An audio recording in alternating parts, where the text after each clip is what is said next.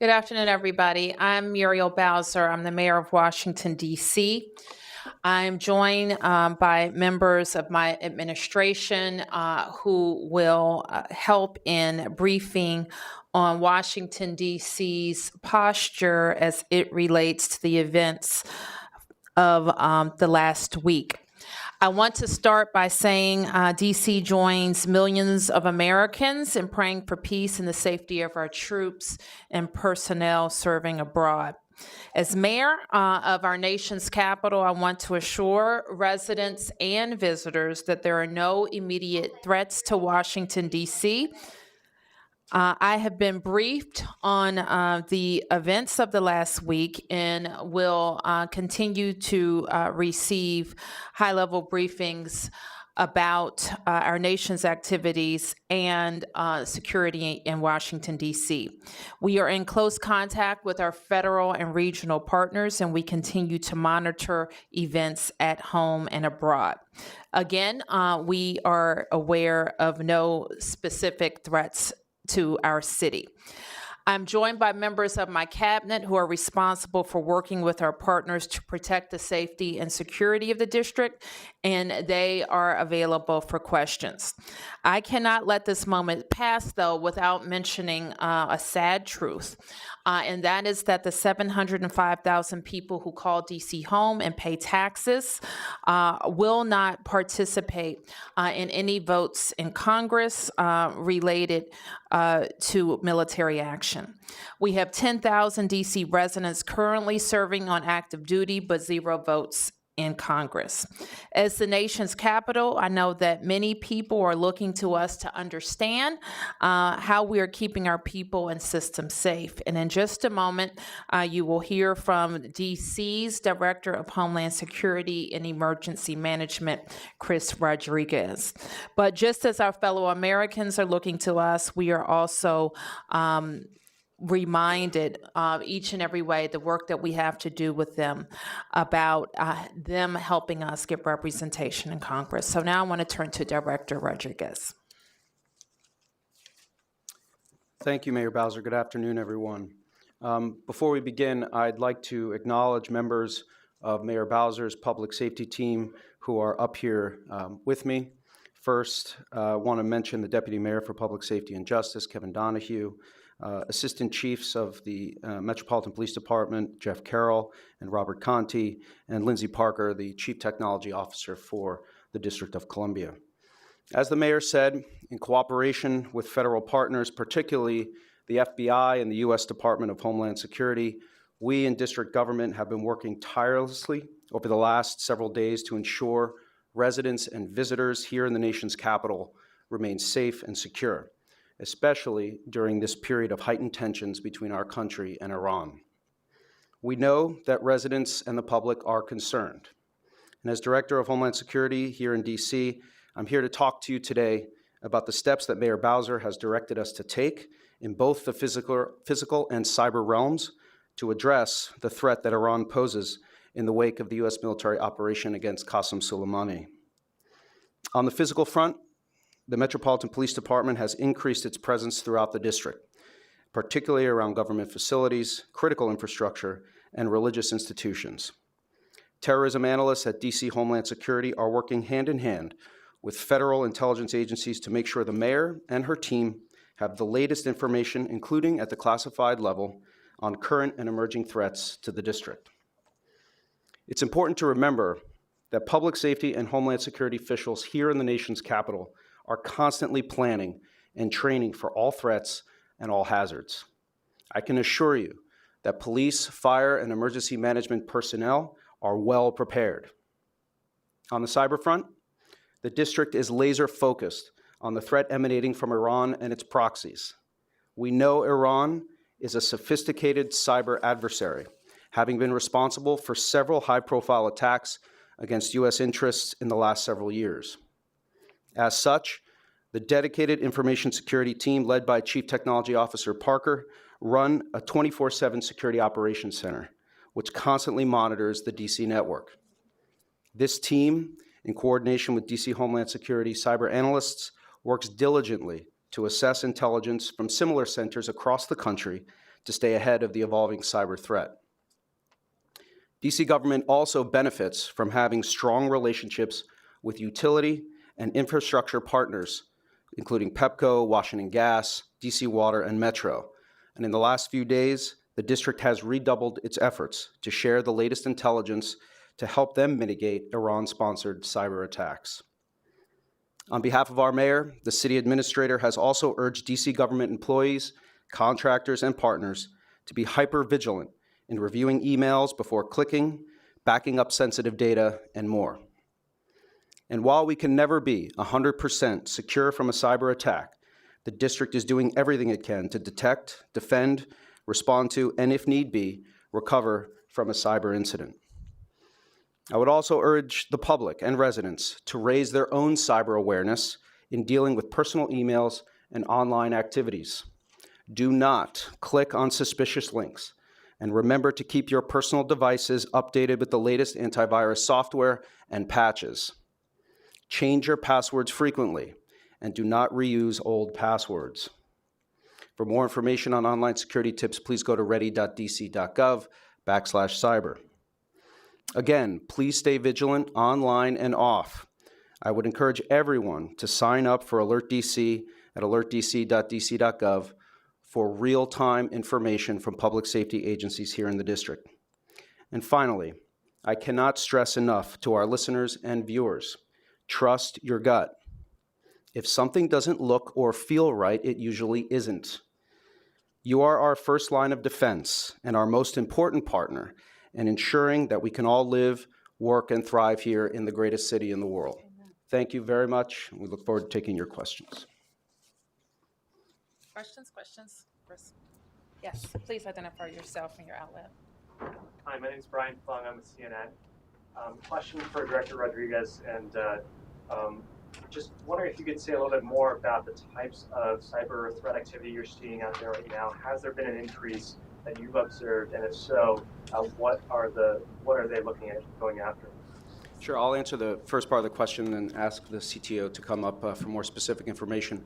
But one of the things that we did immediately after we saw, obviously, the missile strike on Soleimani was brief the mayor and the city administrator and her team on the types of attacks we see from Iran.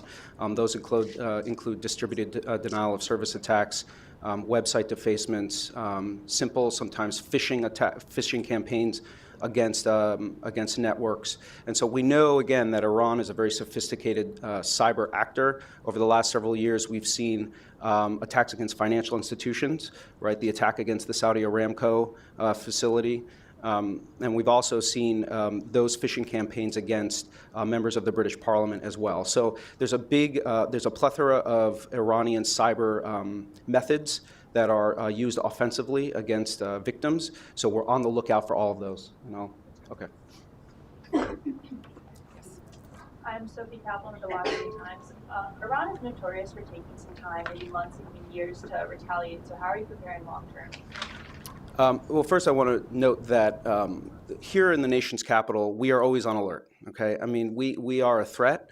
There's always threats against us, whether it be in the physical or cyber realm. So the teams at the Metropolitan Police Department with our federal partners and at the Office of the Chief Technology Officer are always looking for threats on our network or in the physical realm. So what I would say is, yes, Iran is strategically a very patient adversary. We've seen this in its activities abroad and certainly in its attempts to attack U.S. infrastructure here at home.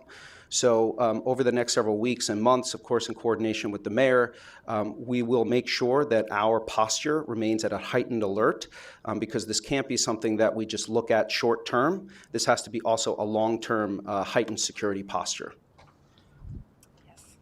Luke Barr with ABC News. Talked about cyber earlier, but more so conventional. Has there been any increase in physical threats to the nation's capital, landmarks, et cetera? No, there have not been. And as Director Rodriguez has mentioned, we have been working hand in hand with our federal partners, so we're not only taking advantage of our own internal network of intelligence gathering, but able to tap in with all of the federal resources as well. Yes. Mayor Tom Fitzgerald from Fox 5. We've heard complaints from several days now up on the Hill that lawmakers on both sides said that they were not given any advance notice of this attack. Could you give us a timeline on when the federal government reached out to the District of Columbia to let them know what was going on and to advise you on any security posture you had to take, being as how you were dealing with not only state-sponsored threat here, but also the possibility of lone wolves? And may I also ask, New York City NYPD Chief of Police and John Miller, the counterterrorism chief, briefed the media there 6 days ago. Why the delay here in what we're doing today? Well, we don't think we had any delay, certainly in our planning and the work that we have been doing, and certainly have been getting all available information out to the public. And I'll ask Chris and Chief Conti to talk about discussions with our federal partners. So it's important to note that both the Metropolitan Police Department and the Homeland Security and Emergency Management Agency have officers embedded with the federal government and with the FBI and with the U.S. Department of Homeland Security, the Secret Service. So we are in constant contact with our federal partners. We also have automated information sharing agreements. Metropolitan Police Department and the Homeland Security Agency do have what are called sensitive compartmented information facilities in their offices. So we can access anything we might need to on the classified side to make sure our posture is also reflective of the threat that we're seeing. So we are in constant contact with our federal intelligence counterparts. Yes. Ben Freed, State Scoop. There have been, this is again kind of on the cyber side of things. There have been a few incidents around the country, some government websites defaced with pro-Iranian messages. There was also some kind of network security incident in Las Vegas earlier this week. With that in mind, could you speak a bit more, whether Mayor, Chris, or Lindsay, to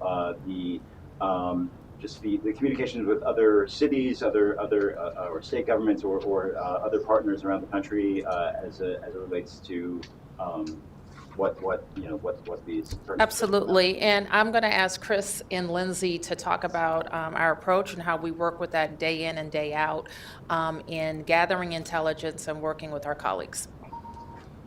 I'll speak first to the Homeland Security side and let the CTO talk about sort of our information security arrangements. But with the mayor's support, actually over the last year, our Intelligence Fusion Center, which is based at HCMA at the Homeland Security Agency, has stood up a cyber information sharing capability. So we were out in front of this threat, and through that network, we can actually reach 80 different fusion centers across the United States with automated information sharing agreements that if we do see malicious activity on a network in Las Vegas and Texas, and we saw a potential attack in Utah overnight, we will get that information and pass it to the Office of the Chief Technology Officer to ensure that our systems are protected against any types of malicious activities that we're seeing.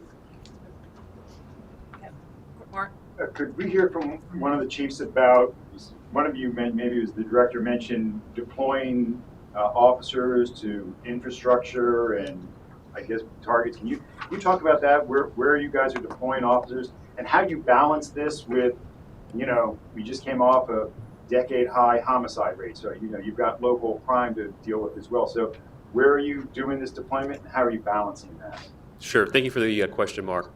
So members of the Metropolitan Police Department have been closely monitoring what's going on overseas. And as a result, we have deployed additional officers and resources in various areas across the entire city. As the mayor mentioned, there is no specific threat to the city. However, in abundance of caution, we have deployed these members. They're out there to provide increased visibility inside various types of areas, mainly where we see large crowds that gather and other critical infrastructure. This deployment is on top of our normal deployment, so these officers are deployed on an overtime basis, therefore allowing us to maintain the appropriate amount of staffing and deployment in the district to address the crime issues that we have while providing this additional layer of coverage to these critical areas. So are you on any kind of like all hands on deck or canceling vacations or leave or anything that would help beef up your numbers on the street? And can you update us with your number of sworn officers are today? Sure. So we're not, it's not an all hands on deck. Obviously, Right. there's not a all hands on deck initiative going on right now currently. We have the appropriate staffing levels to maintain operations throughout the district. Obviously, monitoring crime and making sure our communities are safe is our number one priority. On top of that, with this additional information, although there is not a credible threat, we do want to ensure that we have deployed additional officers.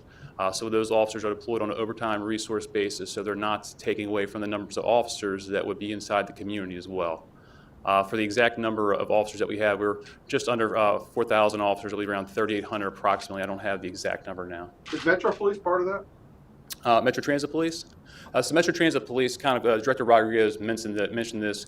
Members of the Metropolitan Police Department, Metro Transit, and all the local agencies here in the city are part of the Joint Terrorism Task Force. So each agency has their own posture. We've been in contact with several of the law enforcement leaders here today as throughout the entire event, and routinely receive briefings from the FBI and each other to see what their posture is. Obviously, each agency has their own posture, focusing on their area of infrastructure. Metro Transit, for example, for the metro system, U.S. Secret Service for the White House, United States Park Police for the park icons. So each agency is increasing staffing there, but they have their own specific deployment plans. Back to the cyber issue, I know that, and maybe Director Parker can address this, I know that you said there are no current threats facing the city, but were there any successful attacks in the week leading up to this press conference? And also wanted to reiterate my question, if you could sort of speak to, attach some numbers perhaps to whether or not you've seen an increase or an uptick in cyber threat activity facing the district. And I am going to ask Director Parker to talk about the many, you might be surprised with the many thousands of attempts to contact our system that we encounter every day, and have established a multi-layered approach to deal with threats and mitigate any damage. I'll have Lindsay talk about some specifics. I think the mayor tries to remind people about this all the time. We're a city, state, and county all in one, so we actually have a remarkably large network, almost 40,000 users on a daily basis, and a few billion attempts every year on our network, to both from good actors and from bad actors. And we've not seen any spike or anything to suggest an additional threat from Iran in the past few days. Yes. Could I follow up on the previous question? My name is Dorothy Brazil with DC Watch, and ask Lindsay about a particular issue. It has been widely reported nationally that the biggest threat may be in the area of cybersecurity. The most important event that is coming up in the District of Columbia that could be attacked would be our upcoming elections. At the monthly board meetings of the DC Board of Elections, I have repeatedly asked their preparations for cybersecurity issues and preparation for the elections. Can you tell us on the record whether or not you have been in contact with the DC Board of Elections as regards any cybersecurity issues, and whether or not they have benefited from any counsel or assistance you could offer? Listen. Ms. Brazil, we have definitely been in touch with the Board of Elections. I would say they have a robust security plan for the upcoming election, and happy to communicate further with them and you about that plan. Do you have any concerns that the votes come to the Board of Elections on election night by modem? So they don't.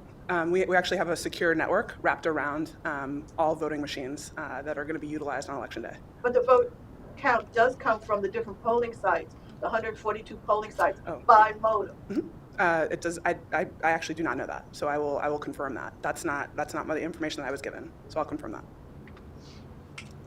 So can we follow up on that? One second, please. Let me just add, Ms. Brazil, that we and I will have those conversations directly with the board chairman, and all of you do recognize that they're an independent agency, but as with all of our independent agencies, we will make our central services available to them.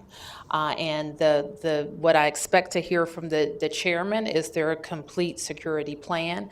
And if we think it's deficient in any way, we'll make sure they have the resources that they need. Mark, you had a question? Well, I just wanted to, what do you say to the public who may have that concern that we are coming up on a primary, a special election, and a general election in the next several months, and that seems to be could be a prime target? I will be able to clearly tell the public what we know, and that the Board of Elections has all of the resources that they need. But I will come back with some more specifics. Yes. Yes, I was wondering, a lot has been said now about the cyber attacks, which of course is very important, but could you say a little bit about the non-cyber attacks, some kind of a physical attack? Could there be a threat of shooting or a bombing, and also whether there is any precautions that could be taken about whether a potential attacker might target specific communities? And Lou, if we have that information, we'll make that information available. Our immediate posture is that government facilities and religious institutions get the first kind of special attention. And if intelligence tells us anything else, we'll get that information out. I have to reiterate that as the nation's capital, we're used to a lot of increased attention. We are also very accustomed to working with our federal partners and accessing their intelligence, and have long established relationships and working with all of them. So we feel very confident about getting information as soon as it's available and being able to turn it around. We have also, over many, many years, worked with nonprofits and religious organizations to stand up their own security. Most recently, I met with a group with my Religious Affairs Council and a group of rabbis to talk about heightened presence. And I was encouraged then to hear over many, many years of investment in stronger security. Very recently, after the events in Paris, especially, many people became, in Paris and in Florida, concerned about active shooter situations in night spots, in restaurants. And so over the last year, we have, maybe more than a year, been working with our Nightlife Commission and office to make sure we're sensitizing workers in nightclubs and restaurants about how to be prepared and respond to active shooter situations as well. So the bottom line is we stay in a constant state of preparedness. We've invested over many, many years, and our entire security team and government operations teams are ready to get information out to the public and to respond to any threat. Yes. Could I ask about evacuation? We saw with the snow the other day and the early release of the federal government that it was hard to get out of the city on just a bad weather day when everybody's trying at the same time.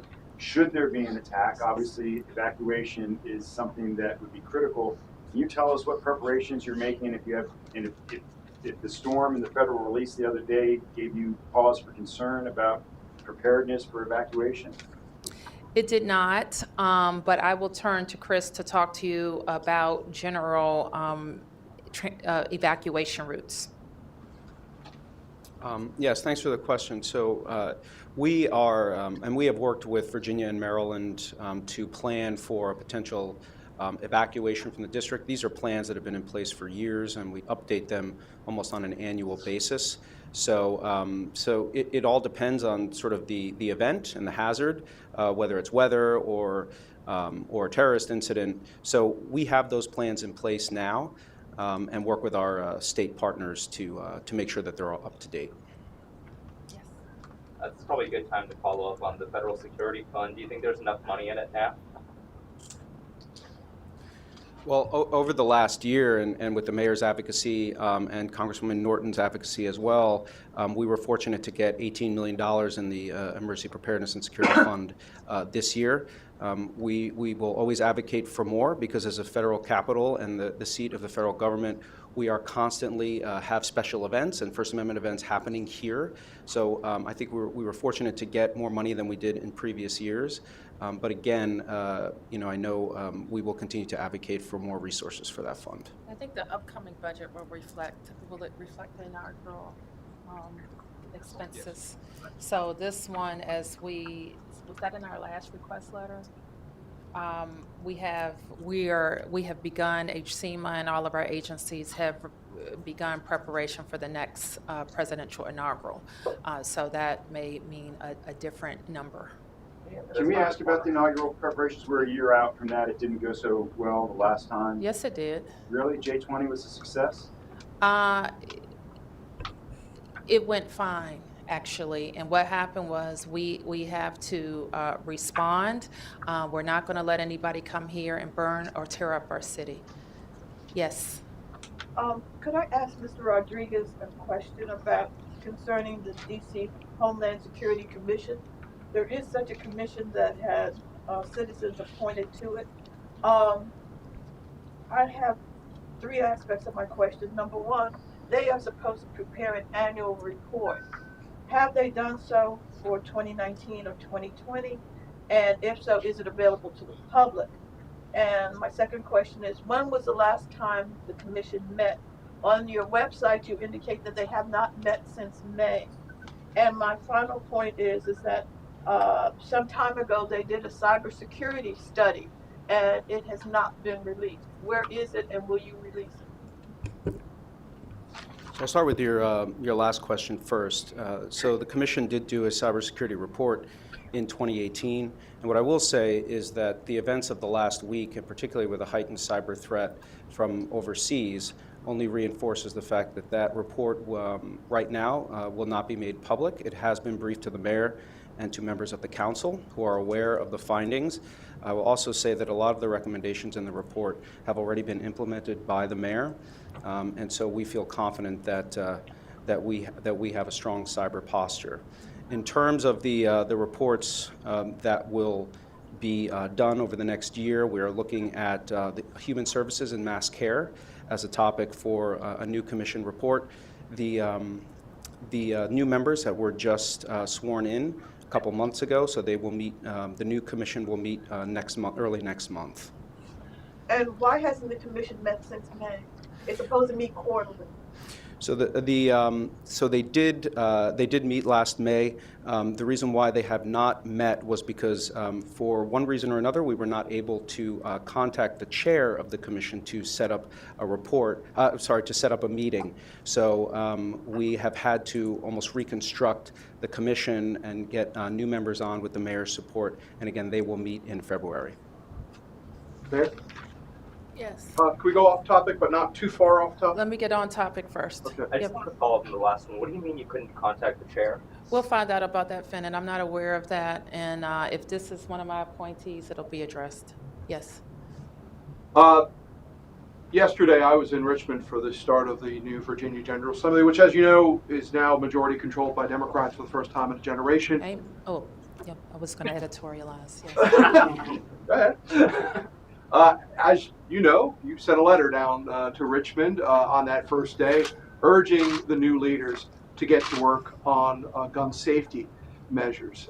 It's a documented fact the majority of the illegal guns in this district are from the Commonwealth of Virginia, but those same lawmakers have been getting pressure now from some jurisdictions that call themselves sanctuary counties to not do anything.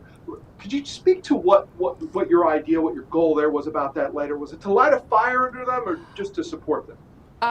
Both, and it's not new. It is a renewed call by me to them to do something about guns coming out of Virginia that are killing DC residents. And we know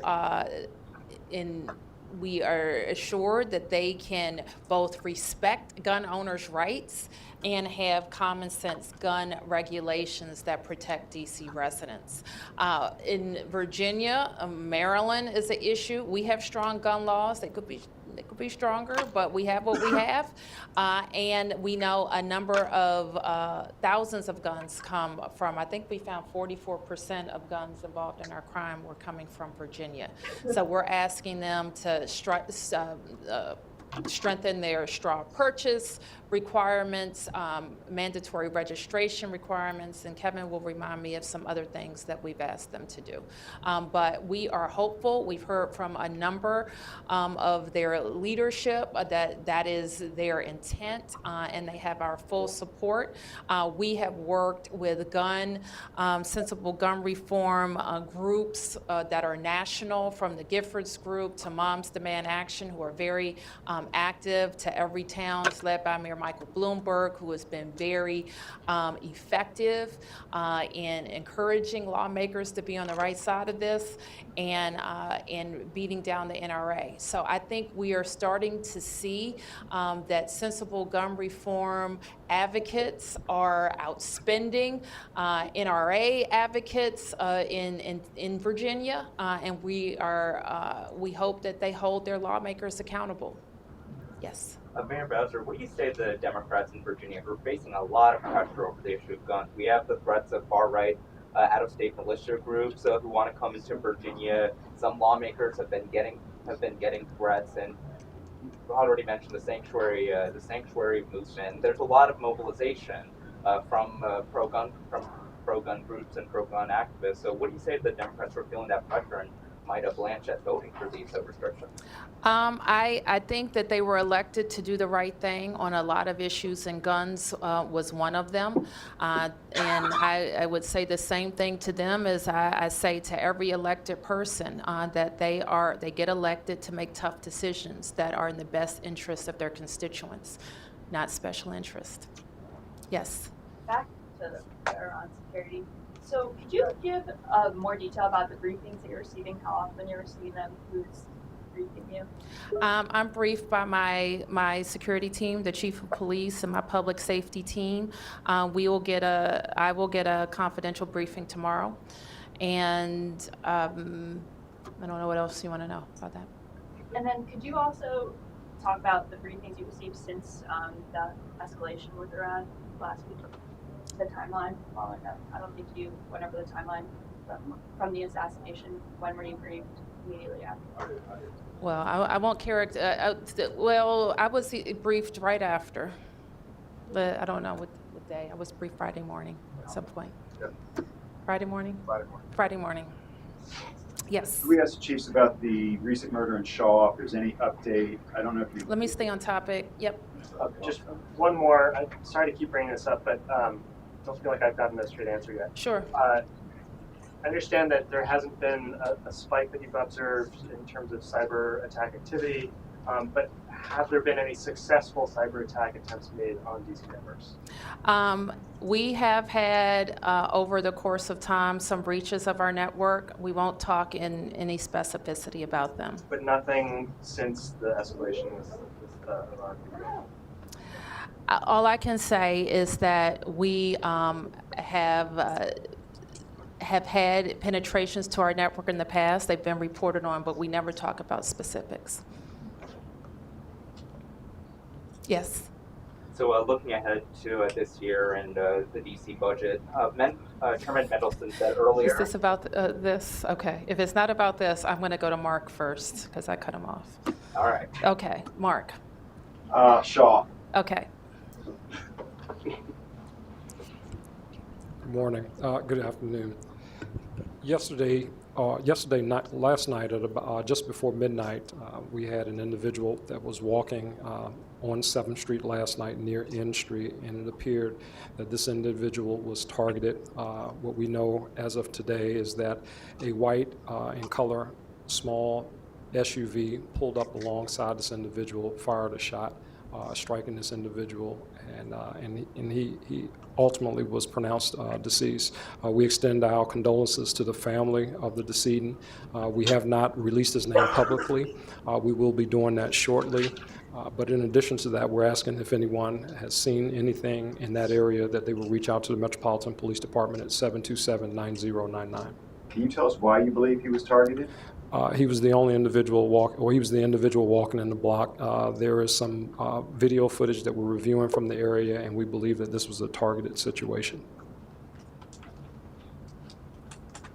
Yes, sir. Chairman Mendelson says higher taxes should be off the table given higher revenue estimates. Do you agree? We haven't started our final deliberations on the budget. We are collecting information from all of our agencies. We are also going to have our series of budget engagement forums and review all the priorities for the district. We know some of the top issues for DC residents. More housing, more affordable housing is a growing concern. We know we also have the demand from our all of our construction and development partners that we can create more units. So those are things that we're looking at. We're looking very closely at our public schools, very closely at our public safety agencies, and very closely at all of our human services agencies that are helping DC residents participate in our prosperity. So we will deliver our budget on March 19th. Stay tuned for the series of budget engagement forums. We're probably going to change the format a little bit and getting feedback from DC residents and then make that presentation. There's going to be no more deciding how to split up the funding? No, there will be some deciding. Just how we do it, I'm not exactly sure. We'll take recommendations. Yes, suggestions. Yes, sir. Is that it, Bennett? One more. Uh-huh. In your last budget proposal, why weren't the compromise measures for Place Initiatives 77 funded? Like the anonymous wage theft tip line, mandatory sexual harassment training, new compliance specialists at DOES. That was all stuff included in the repeal of Initiative 77 that was meant to address the concerns, but it wasn't funded. Okay, that was a council bill that wasn't funded? Yes. Okay. Then I'm not able to fund all of the initiatives that the council advances. I think you know that we got over $1 billion of unfunded legislation from the council just last year. So many of the priorities we're able to fund, others we are not. And one screen we use is if we think those things are already happening in another way. And I'm happy to talk to you about some of those provisions to see if they're happening in other ways in the government. Is there anything to add to that, CA? Okay. Yes, ma'am. I'd like to follow up with Mr. Rodriguez as regards to the DC Homeland Security Commission. Can he tell me how many members of the commission are not DC residents?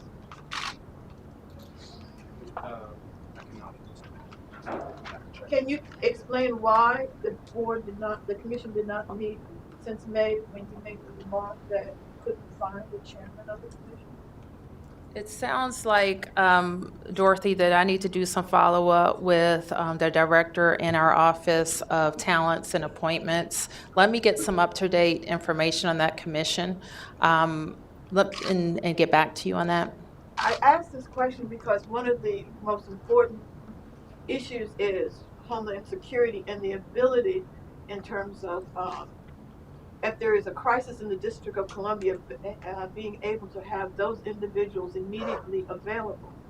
It is my recollection that a few, I don't know, I can't recall how many, are not DC residents and live some distance from the District of Columbia. I think they serve an advisory function, not an operational function. They don't serve an operational function. But they're advisory to the director of Homeland Security, correct? That's correct. Okay, and they are on the commission because they have expertise in different areas that relate to Homeland Security, correct? That's correct, but they don't have an emergency operations function.